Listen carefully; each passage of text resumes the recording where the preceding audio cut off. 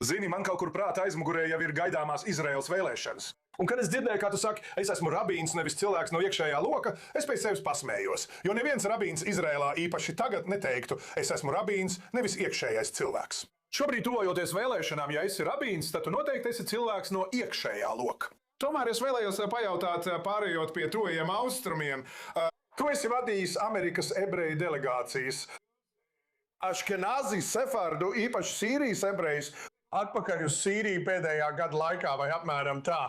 Tā kā tur esošā kopiena, kas no tās ir palicis šobrīd nav daudz, cenšas atjaunot saknes. Un Sīrijas ebrejiem, kuri šo kopienu ir pametuši gadu gaitā, daļēji cenšas atgriezties. Noskaidrot, kas tur vēl ir palicis, un mēģināt atjaunot saites, kā arī, iespējams, veidot nākotni. Lai gan tas vēl ir tālu. Vai jūs varat mums mazliet pastāstīt, ziniet, kāds ir iekšējais skatījums? Es atgriezīšos pie iekšējā skatījuma par to, kādas ir bijušas šīs misijas, šīs delegācijas, un ko jūs sagaidāt nākotnē? Jā, paldies. Tās visas bija labas gribas misijas. Un man jāsaka, man ir zināma informācija no iekšienes par Sīriju. Un daļa no tās nāk no izcila ārsta Mičiganā, kurš jau gadu desmitiem sadarbojas ebreju un musulmaņu attiecību veidošanā ar Amerikas ebreju komiteju. Viņš bija tas, kurš man to pateica pirms pusotra gada februārī. Ašer, tev ir jābrauc.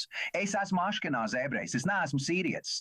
Bet viņš teica, Ašer, tev ir jābrauc uz Sīriju. Un tā es devos. Tas bija februārī, tikai 3 mēnešus pēc revolūcijas. Un es biju ļoti iespaidots. Un, zini, pats galvenais, kas mani pārsteidza, bija tas, ka cilvēki nebija apsēsti ar Izraēlu vai Gazu. Tas ir patiešām labs rādītājs. Mēs rūpējamies, man rūp palestīnieši, man rūp uiguri, man rūp cilvēki Darfūrā.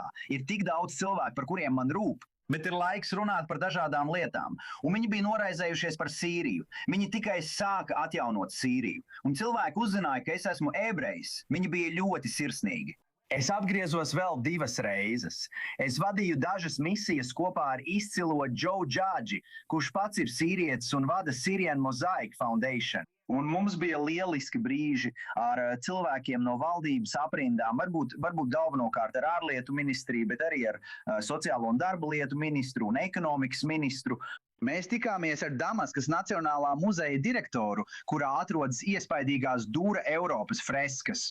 Un patiesībā pie tā daudz strādā Aleph Foundation. Tas nav ebreju fonds, bet Aleph French Foundation. Tur tiek veikts daudz pārsteidzošs darba. Tāpēc es uzticējos doktoru pašam. Viņš pazina cilvēkus. Lielu daļu viņa ģimenes nogalināja Asads. Un viņa viedoklis, un šeit es arī pievienojos, man ir sava nostāja šajā jautājumā, ka tam ir jābūt. Izraēla ir iemesls, kāpēc ir jaunā Sīrija, jo Izraēla deva triecienu Hezbollah, Izraēla pavaināja Irānu, un tāpēc arī Šarahs agrāk Džolāni spēja īstenot revolūciju un būt veiksmīgs. Izraēla būtu dabisks Sīrijas sabiedrotais. Un es zinu, ka ir jautājumi ar drūziem un alavītiem, kurdiem. Es mīlu kurdus, bet Sīrijai jābūt vienotai un nedalītai. Un tā bija tik liela iespēja Izraēlai. Un pirms pusotra gada, un visi uzdeva jautājumus, un tad cilvēki teica, Šaraks, viņš ilgi nenoturēsies. Un tad viņi sāks viņu saukt par Džolāni, viņš ir islamists un viss šīs lietas.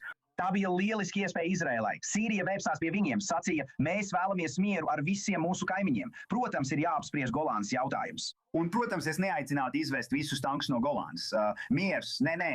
Zini, ebreju valodā saka, kapdēl ve každehu. Uzticies, bet pārbaudi. Esi uzmanīgs ar to, bet tā bija tik liela iespēja. Un tā bija iespēja nedaudz attālināt Sīriju no Turcijas. Viņi nevēlas būt atkarīgi no kāda īpaši no Turcijas. Viņi zina, ka Turcija patiesībā vēlas viņus pārņemt kā daļu no Osmaņu impērijas. Tāpēc tā bija lieliski iespēja. Un es cerēju, ka šīs ebreju labas gribas misijas, jo, manuprāt, cilvēki bieži sajauc ebrejus ar Izraēlu un visu pārējo. Patiesi cerams liktu cilvēkiem Sīrijā izjust pozitīvākas emocijas. Tā arī izdarīja, un kā jau minēju, pēdējie 2 braucieni bija septembrī un decembrī.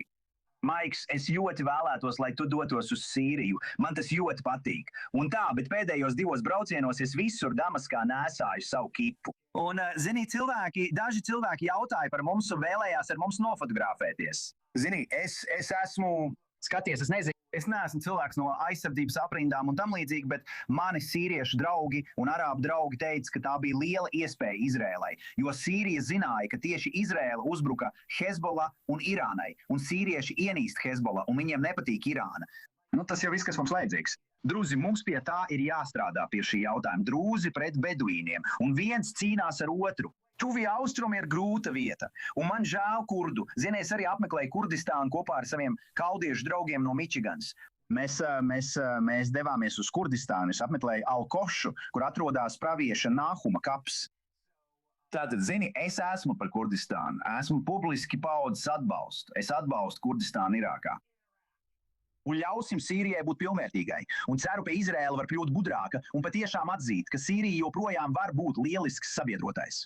Un mums tas ir nepieciešams, jo mums jānovērš, lai Irāna nesūta visus šos ieročus Hezbollah un Libānai. Tāpēc mums jāaptur nelegālā narkotiku tirdzniecība, Kaptagon. Tāpēc es joprojām esmu ļoti pārliecināts par Sīriju. Un pat, ja ārlietu ministrijā ir notikušas dažas iekšējas izmaiņas, un es vairs neesmu tik cieši saistīts ar viņiem, es domāju, ka manu ārstu draugu sakari vairs nav tik labi.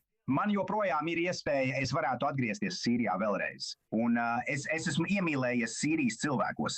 Zini, Izrēlā visi saka, vai tas ir Hatsaga, vai tas viss ir izrāde. Nu, tā ir neticama izrāde. Un jā, tā ir neticama izrāde. No otras puses, nav bijis tik viegli tur nokļūt. Ir jāizpilda veidlapas, vīzas un viss pārējais.